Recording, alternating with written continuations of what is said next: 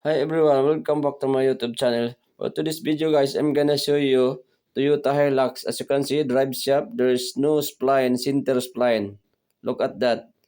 Supposed to be there is a center spline to insert into the pilot bearing like this. This is the guide. As you can see, there is a center spline.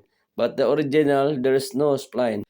First time I saw this drive shaft, there's no center spline. Okay, how many times I'm removing the gearbox, but there is a center spline. Only this Hilux.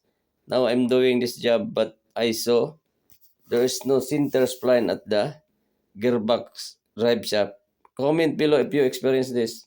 So as you can see, there is a center pilot bearing at the flywheel, and then there's a drive shaft, no spline at the middle, and the clutch lining, clutch pressure, but it's engaged properly.